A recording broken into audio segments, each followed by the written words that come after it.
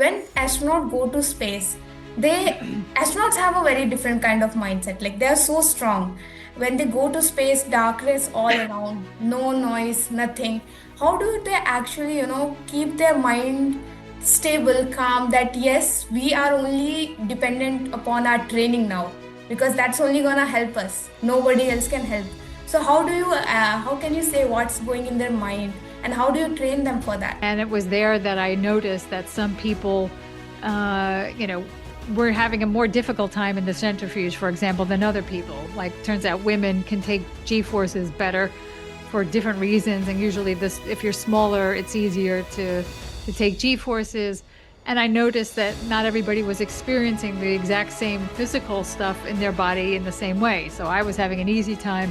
I saw people that had, a quite scared look on their face, maybe because they were having worse things happen inside their body.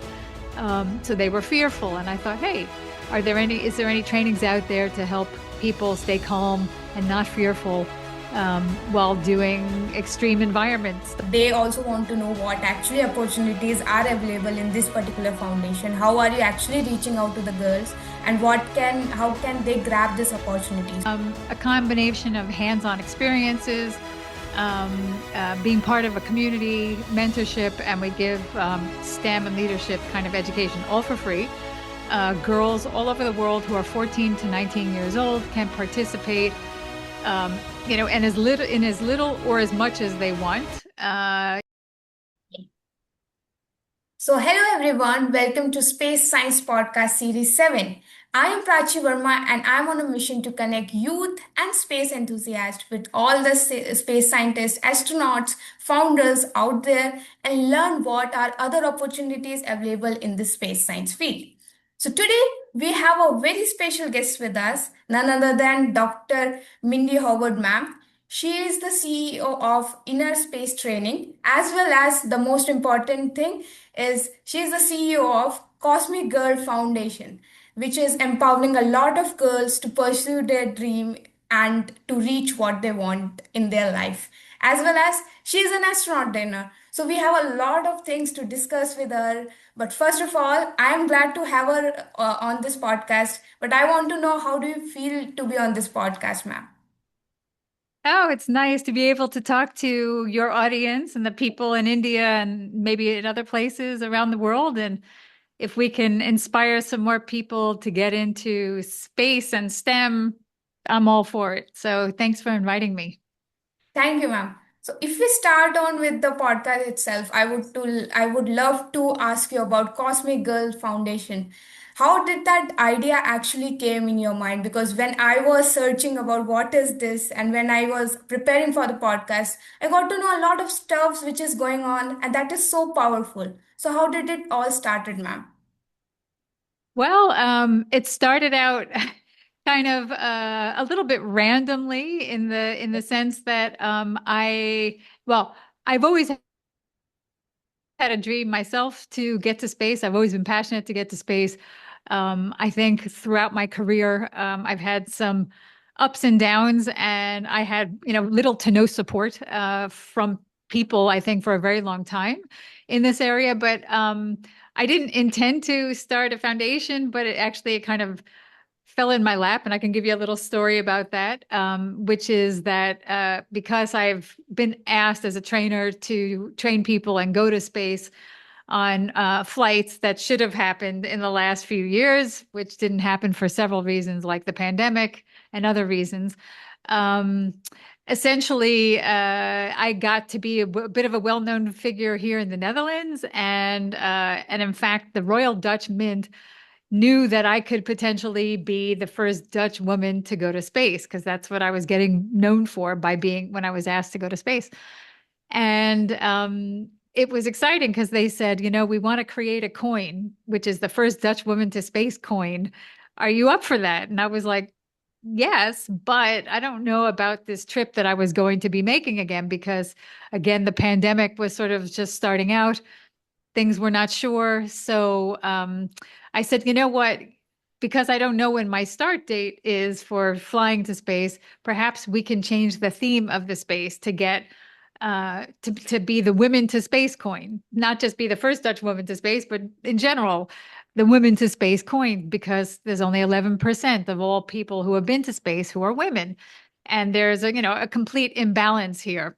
And I was thinking maybe we can use this coin to actually go and bring awareness to the fact that there are not very many women who have been to space. So they said yes. This coin actually came out a couple years ago.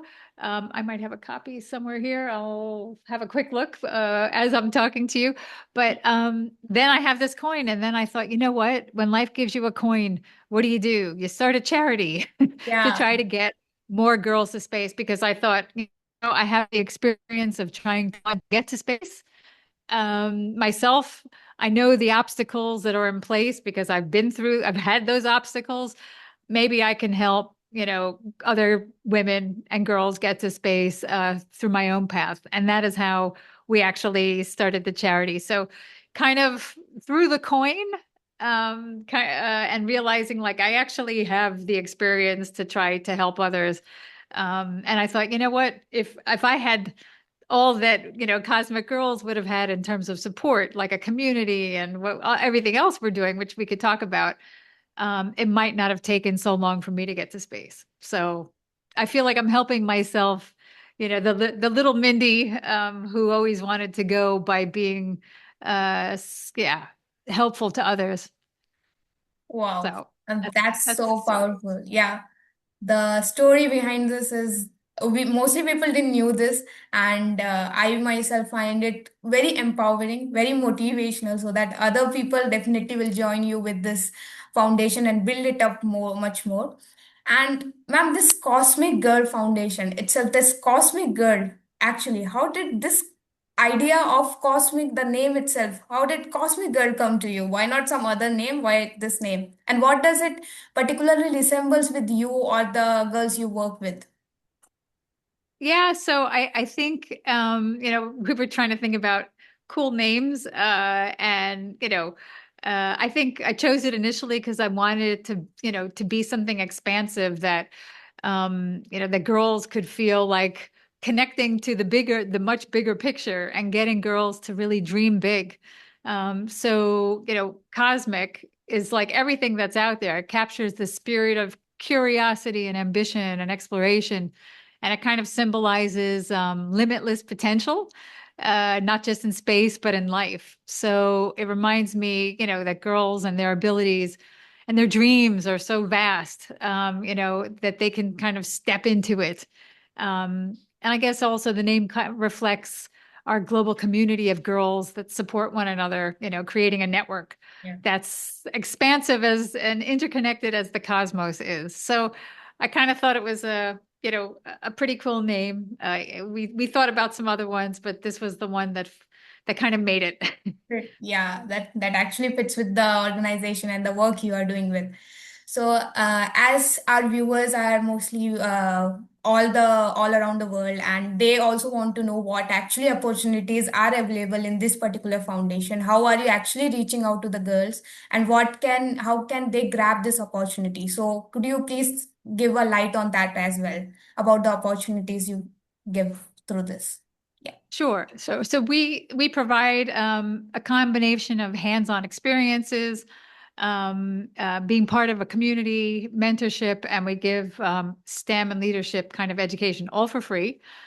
Girls all over the world who are 14 to 19 years old can participate, and as little or as much as they want. Some people who just say, I think I like space, but I'm not sure, they can get into our community, sign up. Of course, their parents have to give approval, but after that, they're in the community and they can take part in weekly STEM challenges, working with other girls around the world. Like a lot of girls don't even know any other girls who even like space. So lots of girls feel alone or like geeks, that they don't know anyone who likes the stuff that they like. And now all of a sudden they're part of a community where they meet, like-minded girls, and they can do stuff together, virtually with these girls. And so that's kind of exciting, first of all, to feel like you're not alone. There's a lot of girls out there who think just like you, who have the same big dreams as you do.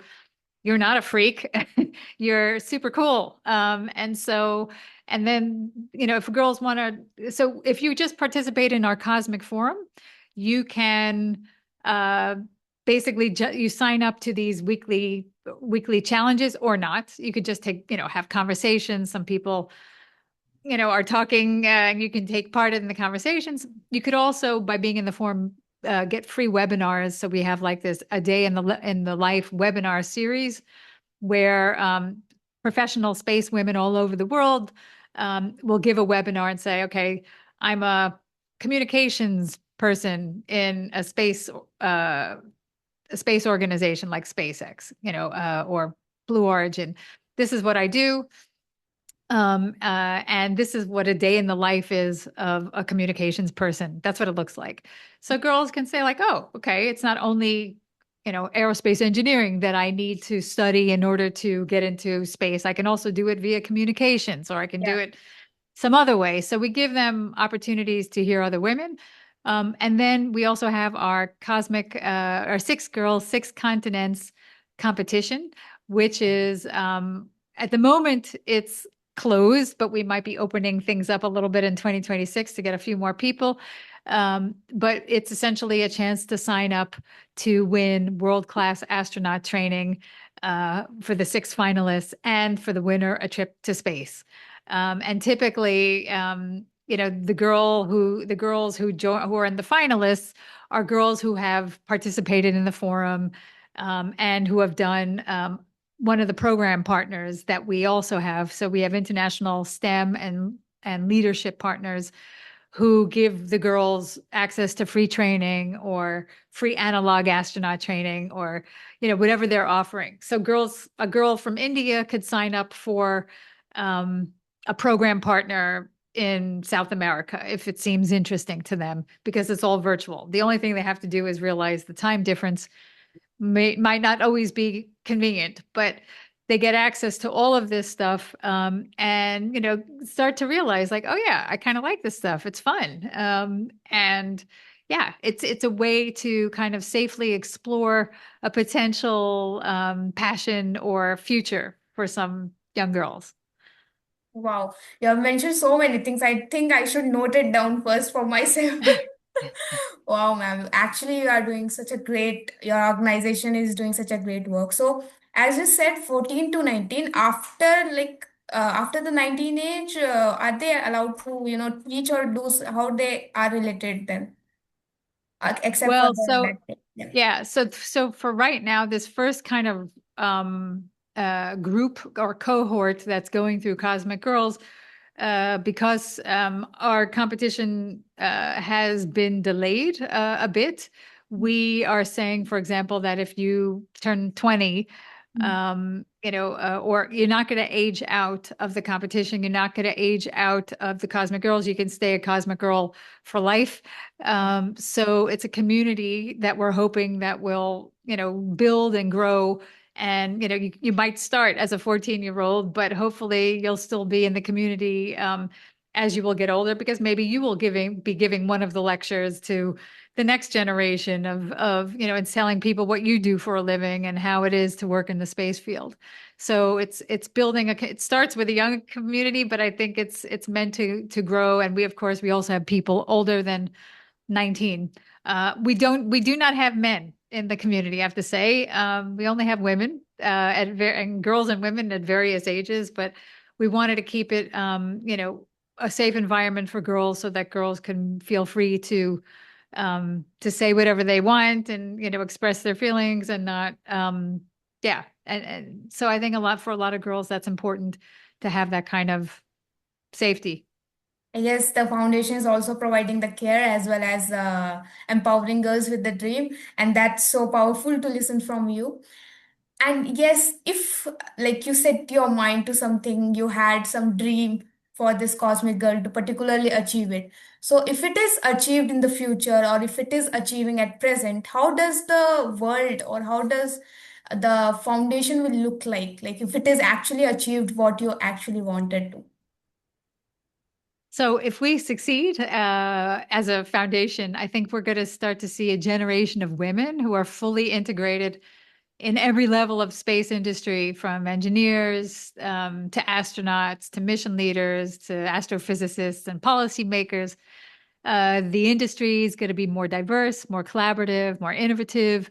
And I think the talent pipeline is going to reflect the full potential of humanity and not just 11% of humanity as it is at the moment. Correct. And so more broadly, we're hoping that this is going to shift, societal perceptions, showing girls worldwide that their aspirations are, in science and space are not just possible, they're expected and celebrated and normal. We're trying to make this stuff mainstream, even, in certain societies and cultures where, you know, many women could, or girls just think if my choices are a teacher or a nurse.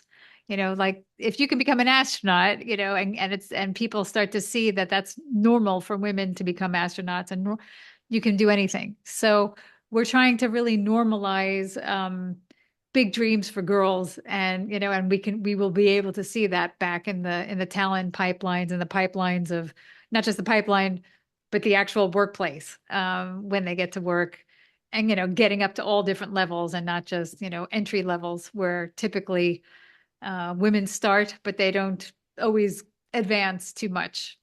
That's a typical technical um, trajectory for women in technical careers. So space is not unique in that sense, but still, that we're focusing on the space industry. Yes, and we all hope you for best for that. Hope so you achieve it, and definitely you will achieve it, ma'am, with your motivation and the smile I can see on your face when you are telling about the story. That itself shows the passion towards it. So if Thank we you. move on towards your next part as well, and that is also important part, inner space training, basically. So as an astronaut trainer, you have trained a lot of people, and I myself wanted to become astronaut when I was small or at eight standard. So many people, say casually that I want to be an astronaut, but is it difficult to become an astronaut, or is it difficult for to become an astronaut trainer? Because you are training people and you know much more than us what we have dreamt for. So could you give a light on that? Yeah. Yeah, well, I mean, in terms of numbers, it's difficult to become an astronaut just because there's so few positions and there's so many people who want to do this, and then if you're looking at uh, nationalities of space agencies and where that typically happens, becoming um, a career astronaut. There's not many countries in the world that have that even. So lots of times it feels limiting to people who are not in places that have their own space agency. Yeah. And so that's frustrating for a lot of people. And I understand frustration is real. It is not, however, impossible to get yourself to space. It's just harder, I think, if you don't have, the right nationality or a nationality that has a space agency in their country. But so, trying myself to get to space, and getting down to the last 200 people for NASA, for example, um, I knew there are things that have to happen and either, if you want to get even close. And I sort of like went through that list of things and realized like I needed at least either a master's in something scientific and I would have had to have been a pilot, or I would have needed a PhD in order to get anywhere close to being selected. That's what I did. I said, okay, if this is what I need, this is what I'm going to do. And so there are a number of things that you can do, and those things you can find, by looking them up. And still, there's plenty of people who have the qualifications, like I had, but were just unlucky who didn't get selected. So they could there's just limited places. So, I started to think about other ways to kind of understand the space, industry and make a contribution. And based on my, I studied human factors engineering, like a kind of a sub um, context or like a subject of industrial engineering. So I studied industrial engineering for all of my degrees, and I realized training is a very big part of that. And I had expertise in training, and I thought, I like training. I like to create trainings, and I used to do that when I worked in the oil industry for 17 years. I learned how to be a trainer. And then I thought maybe it's possible to take, my background in training and creating meaningful trainings for people in the space industry. Although I was not educated, as an aerospace or an astronaut trainer, because there is no position that there are no things that you can't get a master's in astronaut training. So usually you have to kind of figure out like what your expertise is and be able to also, on top of that, create a training that would be meaningful. And for me, when it was clear that I was not yet getting into NASA or ESA, I also became Dutch in order to have a chance at becoming a European astronaut. I started to spend my own money and take trainings like a centrifuge training, like a parabolic flight training, to expose myself to these extreme environments and see, what are the demands of being in space, for at least for, in this case, commercial astronauts. And it was there that I noticed that some people, were having a more difficult time in the centrifuge, for example, than other people. Like, turns out women can take G forces better for different reasons. And usually if you're smaller, it's easier to take G forces. And I noticed that not everybody was experiencing the exact same physical stuff in their body in the same way. So I was having an easy time. I saw people that had, a quite scared look on their face, maybe because they were having worse things happen inside their body. So they were fearful. And I thought, hey, is there any trainings out there to help people stay calm and not fearful while doing extreme environment stuff like astronaut training? And at the training center that I did the centrifuge training in, the NASTAR Center, they said no. And it was there that I thought, hey, maybe this is something that, astronauts could use, which is to learn how to mentally stay calm and focused for astronaut training environments. And in fact, that's how I started inner space training, because I was experiencing it myself and noticing other people, there were differences between people. And I thought, yeah, of course that makes sense. Because, yeah, so I think becoming an astronaut, you will be exposed to a number of different scenarios, once you've been selected, and then they will teach you by repetition how to often stay calm and focus for things. When you're doing things at the 10th time, they're not so scary anymore. But commercial astronauts, people that are going to be paying to go into space, have one time to get it right, Yeah. and if you are going to use that one time and you're not going to do any training beforehand, because right now there's no training that's mandatory with these space companies, even though they say they have their own trainings, it's not really a training. It's more like an orientation, like here are the emergency exits, here's Oh, what to do. yeah. But that's not a training. So training is really when you kind of practice a number of different scenarios and practice like seeing what goes wrong. How do you, what can you do to change the scenario, trying it again with a new way of working at it. There are no trainings that are mandatory for these commercial flights. And many people will be kind of experimenting on themselves and the other 5 people that they fly with, because they will not be trained on these flights. And I expect to see a lot more um, accidents, incidents, things happening during these flights. So, and, your mindset while you're going through this, for me, I remind myself that failure is part of growth. and there's nothing wrong with failure. But if you're on a commercial Yeah. flight where you have only one time to get it right, that's kind of unfortunate because, you might not only be ruining the flight for yourself, but maybe for the five people that you're traveling with. So, um, you know, preparation is really important. I can't say that often enough. And so within a space training, I kind of focus on what people have to do or want to do when they're in their 4 minutes of weightlessness, and then kind of trying to help them figure out a way to do what they need to do without errors, without fear, and to be able to accomplish their mission. So that's kind of what the mental training that I am offering is about. Wow. Did I answer your question? Yes, ma'am, of course. It answered my question and lot more and much more things we got to know about commercial space flight because that's a thing which is not given much importance while we talk about astronauts, but they are there and like your organization is working on them also so that the flights are good, as you said. So as you said, fear and the thing which they witness weightlessness when they are in the for 4 minute flight.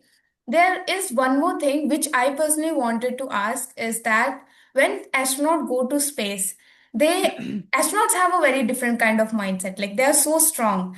When they go to space, darkness all around, no noise, nothing. How do they actually, keep their mind stable, calm, that yes, we are only dependent upon our training now because that's only gonna help us. Nobody else can help.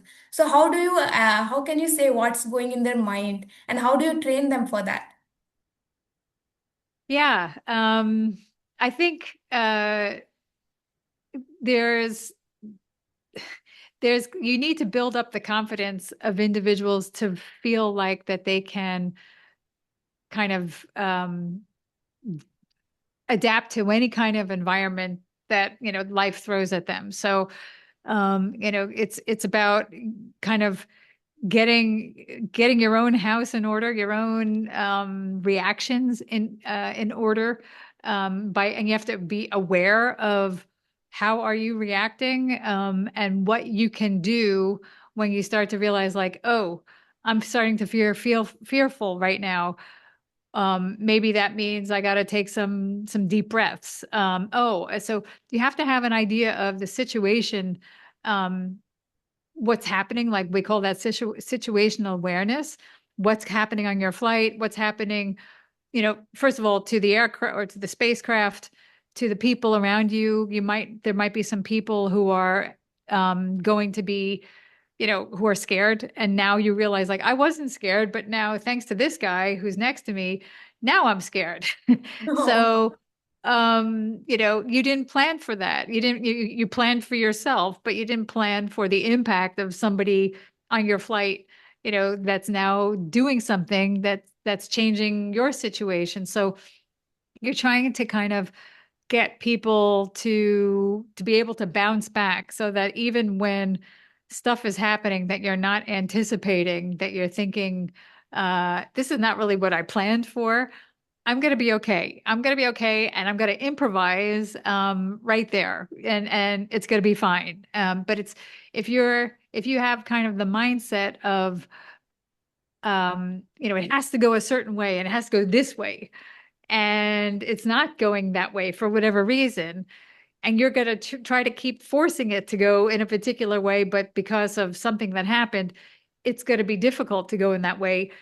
If you don't have the flexible mindset, of saying, okay, that's not going to happen. I need to get rid of that idea, come up with a new idea, yeah. and do it quickly because I only have 3 more minutes before my 4 minutes of weightlessness is not going to happen. If you can sort of just switch and pivot, that is what's going to be the best thing for individuals. And part of that is confidence, but part of it is you try to get the people on your flight. You try to get to know them with enough time ahead of time so that you can start to think like, okay, still this person is a little bit unstable. I'm going to stay away from them because I think they could potentially mess stuff up for me. But if they do, or if they try, I'm gonna go. So you try to like make the strategies ahead of time as much as possible, plan for whatever you can plan for. And still, there are things that are going to happen that you cannot plan for. And then those things you have to kind of have the self confidence to realize I will be okay anyway, because I'm clever enough, I'm flexible enough to be able to pivot and still make success out of it. And I think part of that resourcefulness, resilience, and understanding, that you can adapt. These are like the best kind of qualities that astronauts, especially commercial astronauts, can have because things will never go as planned. I think, especially with NASA, you have lots of training and repetition, but with these commercial astronauts, there's so many things that can happen, and I think that adaptability and flexibility really need to be trained, and that's what inner space training is offering. So, Wow. hope that answers your question. Yes, ma'am. Definitely. The resilience, the determination, the adaptability, of course, on the time, on the spot thinking is most important for astronauts. And that's how they face the situations and they have the confidence. So we had a very interesting conversation today. Due to time constraints, we'll have this conversation end over here. But I am so glad to hear from you and as well as our viewers who will be listening to this. I hope so they also get some information and they get excited mostly about the Cosmic Girl Foundation. Many girls are waiting, ma'am. So you have to be ready to receive more applications now. I'm ready. I'm Yeah. waiting. Come on, girls, keep coming. Just So fill out the form on our website and you're in. yes. After your So parent approves, of course. yes, ma'am. Well, So if you're I over 18, you don't need parents' approval, but it doesn't matter. But yeah, you're so welcome. we'll definitely use this opportunity, and I thank you very much, ma'am, for being on this podcast. It was very insightful, and thank you so much for your time, It's ma'am. my pleasure. So Thank great to meet you. Thanks a you. lot.